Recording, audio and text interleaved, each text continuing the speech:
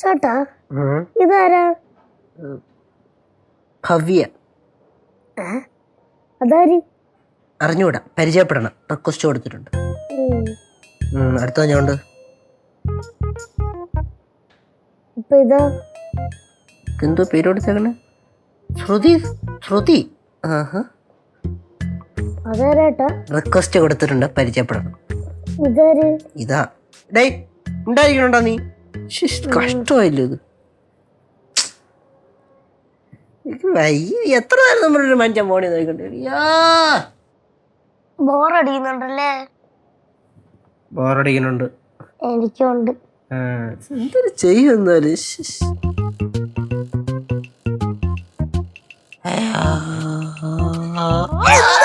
ചേട്ടന് ഇതിവിടെ പരിപാടി അല്ല, എന്താണ് ചേട്ടന് ഇതിവിടെ പരിപാടി? ഒന്നും ചെയ്യാല്ലാത്തോണ്ടൊരു സുഖമില്ല ഇങ്ങനെ ഇരിക്കുന്നത്. ബോറടി.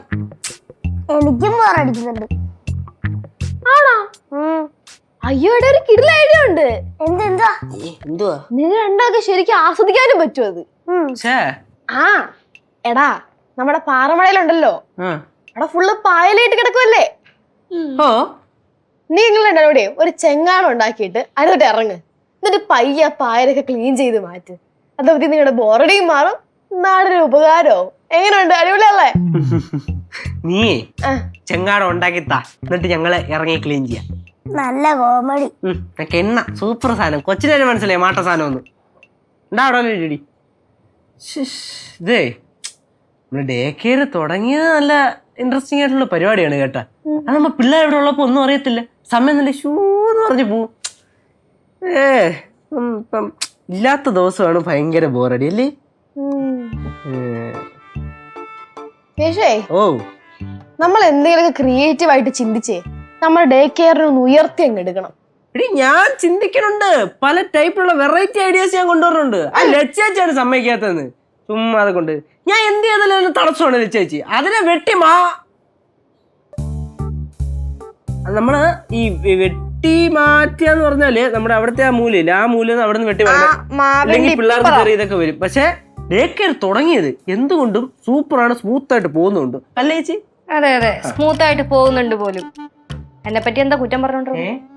എന്നെ പറ്റി എന്ത് കുറ്റാ പറഞ്ഞോണ്ടിരുന്നേന്ന്? ഇതാണ് പ്രശ്നം. ലച്ചു ലാ പറഞ്ഞാൽ മതി. അവിടുന്ന് ഇവിടെ ചാടി വന്ന് എന്ത് പറഞ്ഞു ചോദിച്ചോണ്ടിരിക്കും. ഞാൻ പറയാം കേശേട്ടൻ എന്താ പറഞ്ഞത്. എന്താ പറഞ്ഞേ? കേശേട്ടൻ പറഞ്ഞേ കേശേട്ടൻ ഡേ കെയറിലേക്ക് എന്ത് പ്ലാൻ ചെയ്താലും ലച്ചേച്ചി ഒരു തടസ്സമാണ്.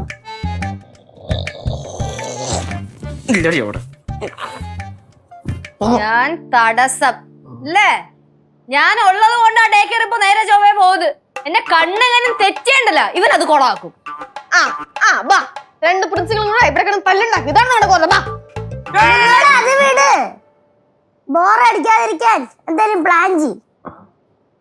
എന്ത് പ്ലാൻ ചെയ്യാൻ? ചേച്ചി നമുക്ക് സ്പെഷ്യൽ ആയിട്ട് എന്തെങ്കിലും പിടിച്ചാലേ? ഖാന ഖാന ഖാന കറങ്ങിത്തിരിഞ്ഞ് ഖാനയിലേക്ക് തന്നെ വരുമെന്ന് എനിക്ക് നല്ലോണം അറിയായിരുന്നു. അതാകുമ്പോ സാറിന് വലിയ കാശ് ചെലവുമില്ല, വിചാരിച്ച കാര്യമായിട്ട് നടക്കുകയും ചെയ്യും. ലച്ചു ചേച്ചി,